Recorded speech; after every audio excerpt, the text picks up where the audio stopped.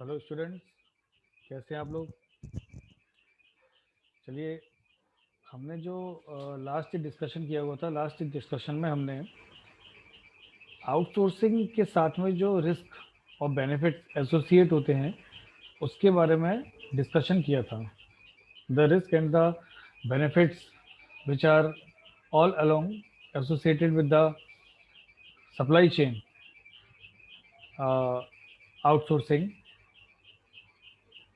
So we have discussed all the facts related to that, and now for the today's discussion we have the transportation supply chain. It is the integrated part of the complete implemented supply chain, and it is the very important part, and also it is like the backbone of a supply chain. ठीक है। Transportation जो होता है ये supply chain का रीढ़ की हड्डी माना जाता है कि अगर ट्रांसपोर्टेशन फेल हो गया तो सप्लाई चेन भी फेल हो जाएगी, और ट्रांसपोर्टेशन अगर अच्छा है तो सप्लाई चेन भी हमारी स्ट्रांग रहेगी और सेटिस्फैक्ट्री आउटपुट हमको देगी। ठीक है। तो ट्रांसपोर्टेशन से तो हम लोग समझ ही आते हैं कि ट्रांसपोर्टेशन का मतलब क्या है। ट्रांसपोर्टेशन से हमारा मतलब ये रहता है कि जो भी प्रोडक्ट है, ठीक है, या प्रोडक्ट बनने के पहले जब वो रॉ मटेरियल फेज में था, ठीक है, तो उस रॉ मटेरियल को मैन्युफैक्चरर तक तो पहुंचाना है। फिर जब मैन्युफैक्चरर जो है जब प्रोडक्ट में चेंज कर देगा उस रॉ मटेरियल को, तो फिर वो प्रोडक्ट जो है वो वेयर हाउस तक जाएगा या डिस्ट्रीब्यूटर तक जाएगा। फिर वेयर हाउस या डिस्ट्रीब्यूटर तक पहुंचा, उसके बाद में वो रिटेलर तक जाएगा। रिटेलर के बाद से फिर वो एंड कस्टमर तक जाएगा। तो right from the raw material supplier till it reaches to the end customer or end user, the overall supply chain is termed as transportation supply chain. Means ये ट्रांसपोर्टेशन वाला पार्ट है, एक जगह से दूसरी जगह पर ट्रांसपोर्ट करना मटेरियल को। ठीक है। तो इसमें हम देखते हैं क्या है। Transportation refers to the movement of the product from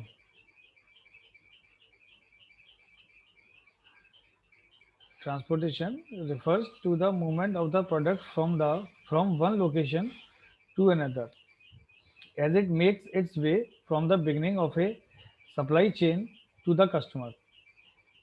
ठीक है।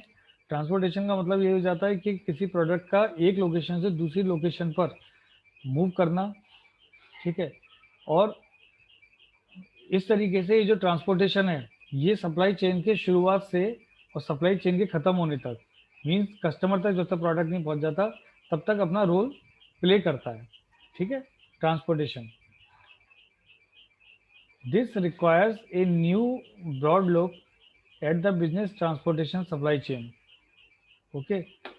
तो मीन्स ये क्या है, ये एक नया स्वरूप की इसको ज़रूरत पड़ती है बिजनेस ट्रांसपोर्टेशन के लिए, सप्लाई चेन को मेंटेन करने के लिए। ठीक है। और इसके अंदर क्या क्या इंक्लूड होता है। Logistic and procurement. ठीक है। लॉजिस्टिक का भी मतलब ये होता है कि ये वो चेन होती है, वो कॉन्सेप्ट है जो दो स्टेशंस को आपस में जोड़ती है। ये जो एक्टिविटी है लॉजिस्टिक एक्टिविटी कहलाती है, एक जगह से दूसरी जगह अपने प्रोडक्ट को या मटेरियल को सप्लाई करना। ठीक है। Freight transportation cost. Freight transportation का मतलब हो जाता है कि वो ट्रांसपोर्टेशन मीडियम जो किसी कमर्शियल प्रोडक्ट को एक जगह से दूसरी जगह लेकर जाते हैं। ठीक है। यूनाइटेड स्टेट का डेटा है ये। In the United States amount to about 6% of the GDP. ठीक है। Which means that a large portion of the companies supply chain cost come from the transportation. ठीक है। यूनाइटेड स्टेट के अंदर जो माल को इधर से उधर, मीन्स एक लोकेशन से दूसरे लोकेशन जो वाहन लेकर जाते हैं या जो सप्लाई चेन काम कर रही है, तो उनकी जो जीडीपी का टोटल 6% तो ट्रांसपोर्टेशन सप्लाई चेन से ही आता है। काफ़ी बड़ा अमाउंट है ये। ठीक है। और जो कंपनीज होती है उनकी भी जो रेवेन्यू जनरेशन होता है उसके अंदर ट्रांसपोर्टेशन सप्लाई चेन का काफ़ी बड़ा रोल होता है। इंडिया में भी धीरे धीरे ये जो परसेंट है, जैसे यूके में यूएस में 6% है, तो इंडिया में भी ये परसेंट धीरे धीरे बढ़ता जा रहा है। बट फिर भी अभी उस हाइक पर नहीं है जैसा होना चाहिए। इंडिया में तो काफ़ी कम है।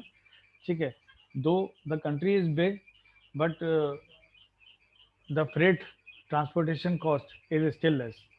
ओके, वैसे भी आप देखेंगे अगर रेलवे, तो रेलवे में भी जो फ्राट फ्रेट ट्रांसपोर्टेशन कॉस्ट है उससे रेवेन्यू काफ़ी अच्छी जनरेट होती है। जो आपकी मालगाड़ियाँ रहती हैं, हम लोग देखते हैं मालगाड़ी, पैसेंजर ट्रेन से इतना फ़ायदा नहीं है रेलवे का, रेल कंपनी को। बट जो मालवाहक ट्रेन हैं उनसे बहुत फ़ायदा है। ठीक है, इसीलिए हमको कई बार कई जगह पे सब्सिडी भी मिल जाती है, क्योंकि जो नुकसान हमारा यहाँ पैसेंजर ट्रेन में होता है वो वहाँ पर मालवाहक ट्रेन अपना पूरा कर देती हैं। ठीक है, बिल्कुल इसी तरीके से मैंने कई जगह पर हमको ये चीज़ें देखने को मिल जाती है। इसके अंदर काफ़ी सारी जो फ्रेट चार्जेस हैं उनकी वजह से हम काफ़ी कमाते हैं। जैसे आपने वीडियो कुछ बसेस देखी होंगी, भोपाल जा रही है, कोटा जा रही है, राजस्थान जा रही है, जयपुर जा रही है, तो आपने देखा वीडियो कोच बस के ऊपर भी काफ़ी सारा सामान, काफ़ी सारे बैग्स वगैरह होते हैं, उनको बड़े बड़े बैग्स कुरियर वाले उनको जो है पैक किया जाता है, और फिर उनको ग्वालियर से या कहीं से भी एक स्टेशन से दूसरे स्टेशन पहुंचा दिया जाता है। ठीक है, तो अगर आप वीडियो कोच का थोड़ा सा सर्वे करेंगे, उनके बिजनेस का सर्वे करेंगे, तो एक्चुअली जो पैसेंजर हम और आप ट्रेवल कर रहे हैं, इनसे वीडियो कोच को कोई खास फायदा नहीं है। उनका जो मेन प्रॉफिट है, वो प्रॉफिट तो मटेरियल को ही एक स्टेशन से दूसरी जगह दूसरे स्टेशन तक ट्रांसपोर्ट करने में ही है। ठीक है, आप थोड़ा सा रिसर्च करके देखना, तो आपको ये पता चलेगा। ठीक है, क्लियर है स्लाइड? देखते हैं नेक्स्ट में क्या है।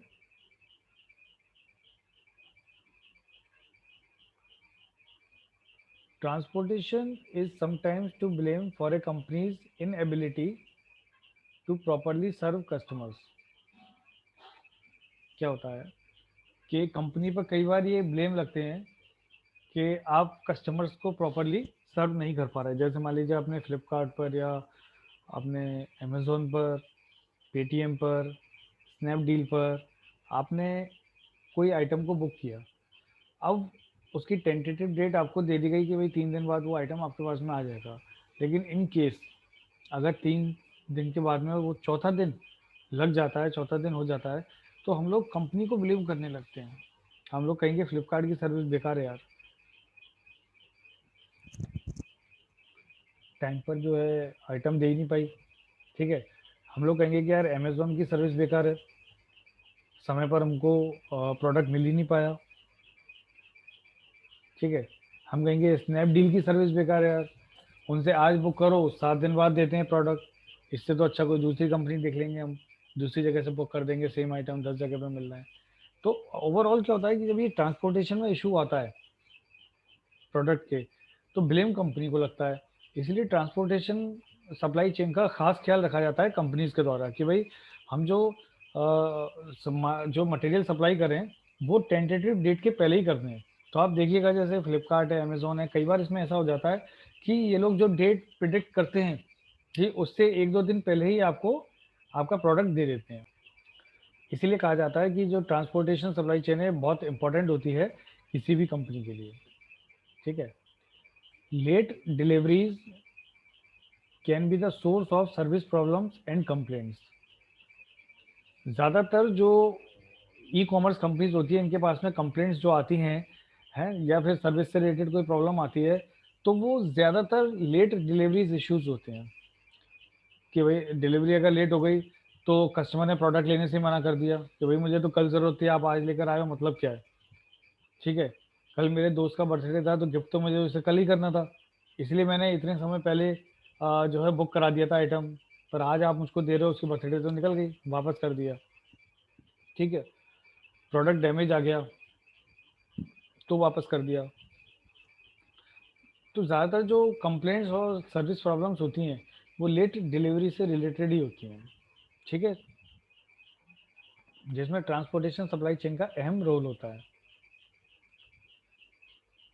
प्रोडक्ट्स माइट ऑल्सो इनकर डैमेज वाइल इन ट्रांजिट।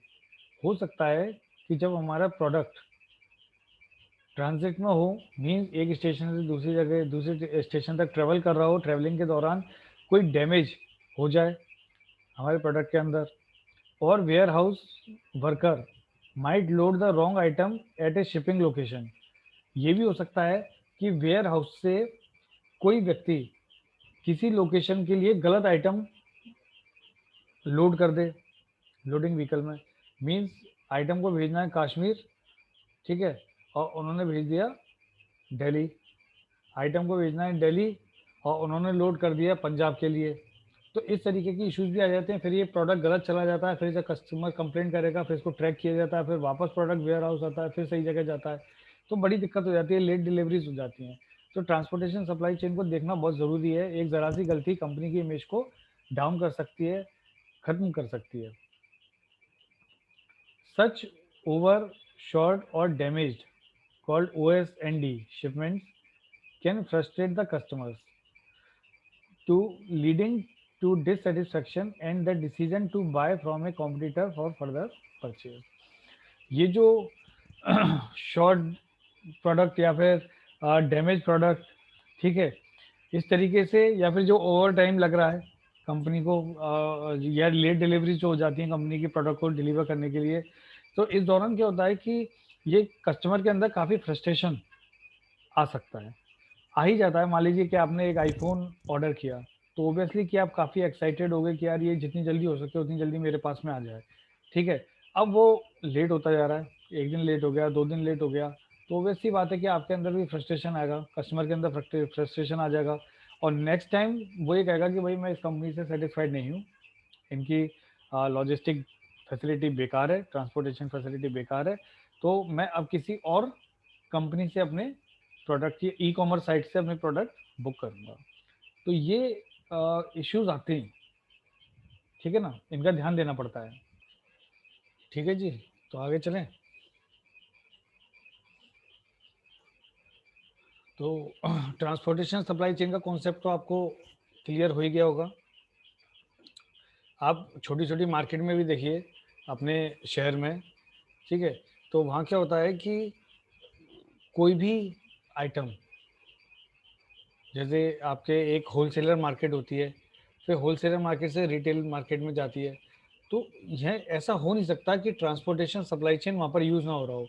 तो छोटे छोटे जिसको आप बोलते हैं छोटे छोटे कैंटर्स यूज़ करते हैं, छोटे छोटे लोडिंग व्हीकल यूज़ करते हैं, ऑटो टेम्पोज, तो ये सब supply chain, transportation supply chain के ही कंपोनेंट्स हैं, इक्विपमेंट्स हैं, ठीक है। ये हर जगह देखने को मिलती है और हम इसको कई बार नज़रअंदाज करते हैं, पहचान नहीं पाते, बट आप देख सकते हैं कि किस तरीके से जो है एक महत्वपूर्ण भूमिका ट्रांसपोर्टेशन पार्ट जो है सप्लाई चेन के अंदर वो प्ले करता है, ठीक है।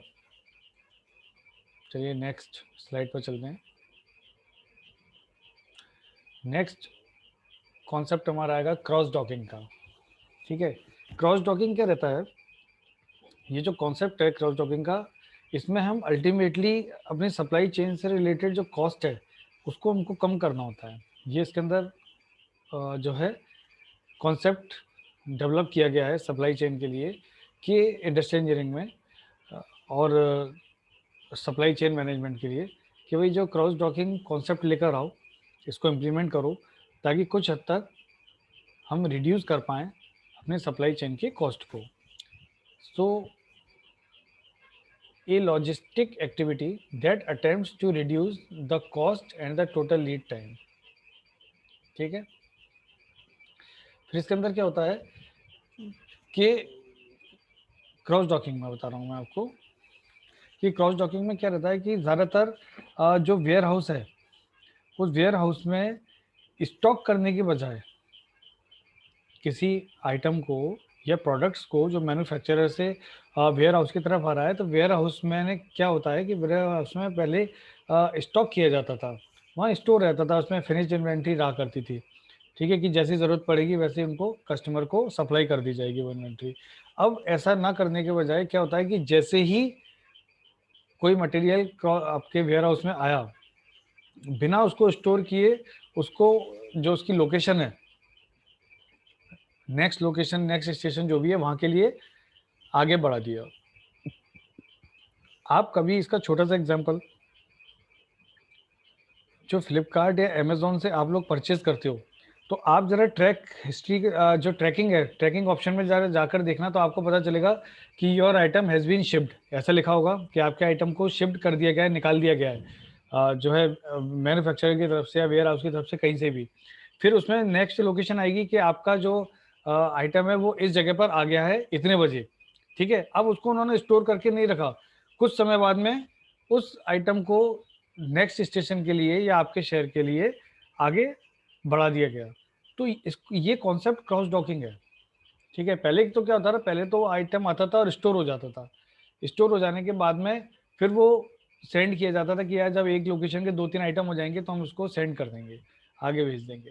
लेकिन आज तो ई कॉमर्स बहुत ज़्यादा हो चुका है, यूज़ कर रहे हैं लोग, तो अब ऐसा कोई इशू आता नहीं है।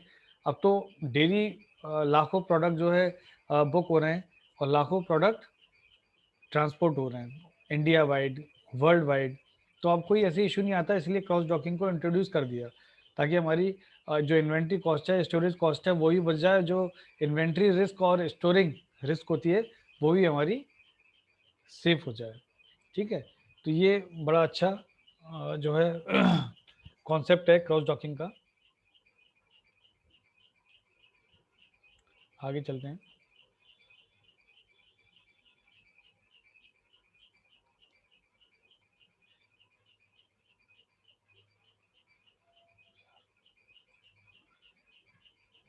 Cross docking eliminates the need to place inventory in the storage.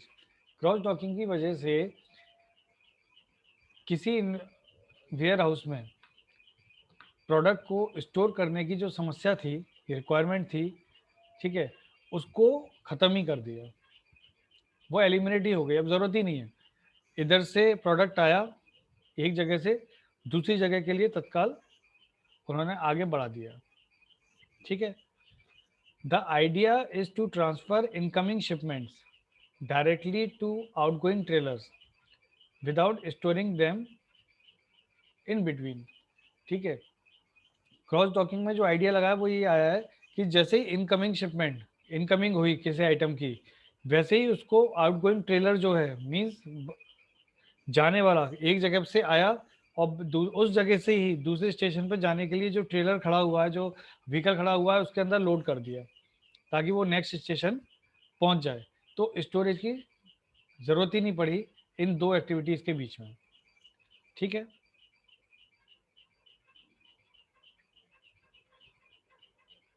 फिर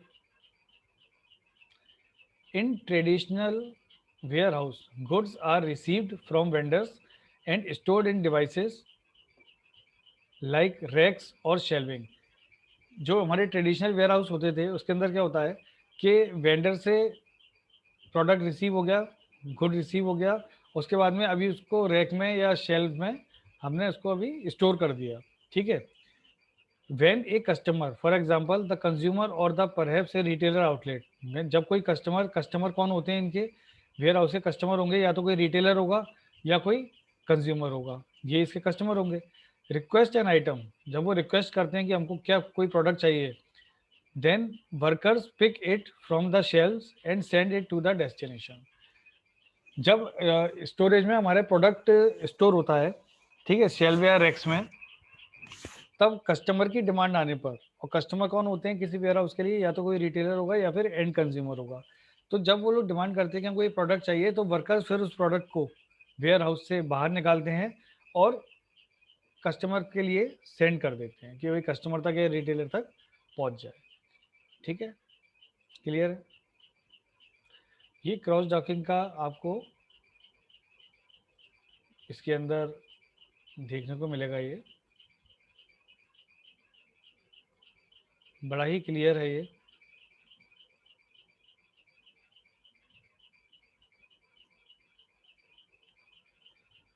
cross dock facility, receiving, tagging and shipping. Receive हुआ,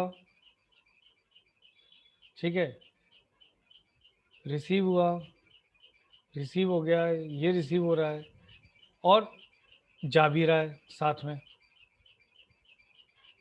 ठीक है, बाहर भी जा रहा है। तो यहाँ स्टोर करने की इनको ज़रूरत ही नहीं पड़ रही है। ये सप्लायर है, सप्लायर से वेयर हाउस की तरफ आया या क्रॉस डॉक फैसिलिटी तक आया। कई बार जो रिटर्न आइटम होते हैं वो क्रॉस डॉक फैसिलिटी से सप्लायर की तरफ जाते हैं, इसलिए रिवर्स एरो लगा कि ये रिवर्स आइटम है, ठीक है। तो ये बिल्कुल इस तरीके से काम करेगा कि इधर से आया, वहाँ गया, यहाँ से आया, फिर वापस से सप्लायर तक गया। ये क्रॉस डॉकिंग कॉन्सेप्ट है, ठीक है। नेक्स्ट चलते हैं।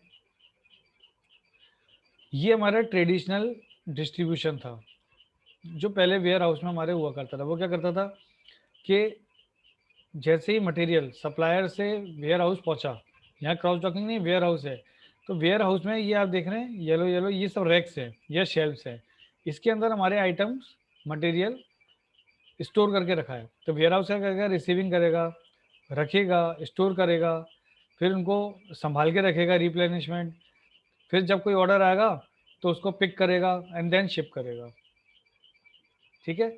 जबकि हमारा जो क्रॉस डॉक फैसिलिटी थी इसमें तीन ही काम होते थे, रिसीविंग, स्टैगिंग, मतलब वो आगे जाने के लिए अगर कोई जितना समय लगने वाला है, लेस देन 24 आवर्स का समय लगाते हैं वो एक क्रॉस डॉकिंग फैसिलिटी में और वापस उसको शिप कर देते हैं। यहाँ पर इतना सा ही काम हो रहा है।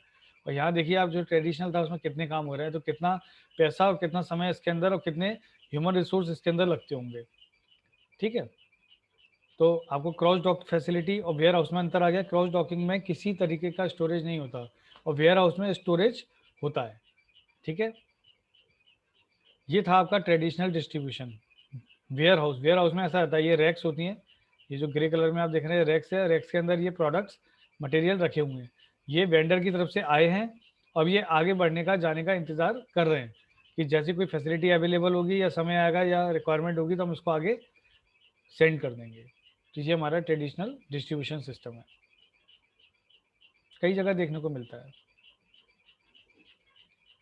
कुछ डेटा दिया है, 5,50,000 warehouses in the US alone. 1995 का एस्टिमेट था ये कि 1995 में estimated 5.5 lakh warehouses US में थे। क्रॉस डॉकिंग ने क्या किया, cross docking can turn warehouses into transfer nodes. अभी क्रॉस डॉकिंग, वेयर हाउस, जैसे क्रॉस डॉकिंग कॉन्सेप्ट आया तो वेयर हाउस का नाम चेंज हो गया, वो हो गया क्रॉस डॉकिंग फैसिलिटी। और क्रॉस डॉकिंग फैसिलिटी धीरे धीरे क्या, क्रॉस डॉकिंग ने क्या किया, कॉन्सेप्ट ने वेयर हाउस को एक ट्रांसफर नोड बना दिया कि एक जगह से आ रहा है और दूसरी जगह के लिए चला गया, ठीक है, rather than the storage node. अब वो स्टोरेज वाली प्लेस नहीं रही, केवल ट्रांसफर प्लेस रह गई है, ठीक है। ये क्रॉस डॉकिंग से हमको फायदा हो गया। फिर ये रहा हमारा, इन एक cross dock goods arrive from the vendor already have a customer assigned, ठीक है। ज़्यादातर क्या होता है कि क्रॉस डॉक में, क्रॉस डॉकिंग फैसिलिटी में वेंडर से जो प्रोडक्ट आता है वो ऑलरेडी किसी कस्टमर को असाइंड होता है, जबकि वेयर हाउस में ऐसा नहीं होता। वेयर हाउस में क्या होता है कि हम लोग माने इंटरप्रेट करके, प्रेडिक्ट करके कुछ एक्स्ट्रा स्टोरेज भी रखते थे कि वेंडर से आने में टाइम लगता है, कस्टमर की कोई रिक्वायरमेंट आएगी, रिटेलर की रिक्वायरमेंट आएगी, वैसे ही हम वेयर हाउस से अपना आइटम कस्टमर को और कंज्यूमर को या फिर रिटेलर को दे देंगे, ठीक है। तो क्रॉस डॉकिंग में लेकिन क्या हो गया कि वेंडर से जो मटेरियल आ रहा है, जो आइटम आ रहा है, वो ऑलरेडी किसी कस्टमर के नाम से ही आ रहा है। तो वर्कर क्या करता है, so worker needs only move the shipment from the inbound trailer to an outbound trailer bound for the appropriate destination. मतलब ये होता है कि अब केवल क्रॉस डॉकिंग फैसिलिटी में वर्कर का काम इतना रह गया है कि जो जिस ट्रेलर से, जिस गाड़ी से मटेरियल प्रोडक्ट आ रहा है, वहाँ से उस प्रोडक्ट को लिया और जो व्हीकल से प्रोडक्ट आगे जाने वाला है उस व्हीकल के अंदर रख दिया, यहाँ से आया और यहाँ से गया। बस ये चीज़ अब हमारी क्रॉस डॉकिंग फैसिलिटी में चल रही है। The already part should make you think of information system requirement, a chief obstacle to implementing cross docking successfully. बस यही है इसके अंदर, एक थोड़ा सा चैलेंज ये है कि जो मटेरियल आ रहा है वो किसका है और उसको कहाँ जाना है, ये जो इन्फॉर्मेशन है इसकी सही तरीके से अगर जो है इन्फॉर्मेशन वहाँ क्रॉस डॉकिंग फैसिलिटी में रहेगी तो हमारा क्रॉस डॉकिंग जो रहेगा वो कॉन्सेप्ट जो है उसका इम्प्लीमेंटेशन भी सक्सेसफुल हो जाएगा। तो ये कि थोड़ी सी वही कि गलती ना हो जाए, ठीक है ना, वहाँ वेंडर से ही गलत इन्फॉर्मेशन ना आ जाए कि गलत जगह पर स्लिप लग के आ गई, ठीक है, कि कहाँ जाना है। ये एग्जांपल है, ये वॉलमार्ट है, ये काफ़ी बड़ा जो है इसका जो सप्लाई चेन है काफ़ी बड़ी है। The world largest retailer Walmart, greater than मतलब more than 5000 store throughout the world, popularised cross docking. ये क्रॉस डॉकिंग कॉन्सेप्ट के लिए काफ़ी पॉपुलर है, ठीक है। तो आज के लिए, आज के डिस्कशन के लिए बस इतना ही। नेक्स्ट डिस्कशन में हम आगे बढ़ेंगे जिसमें हम coordination in supply chain discuss करेंगे। टिल देन आप अपना ख्याल रखें, सुरक्षित रहें। Thank you very much. कोई कमेंट हो तो वीडियो के नीचे कमेंट बॉक्स में आप कमेंट या कोई क्वेश्चन हो, क्वेरी हो तो आप उसके अंदर लिख दीजिए, मैं आपको उसका जवाब दे दूंगा। Thank you very much.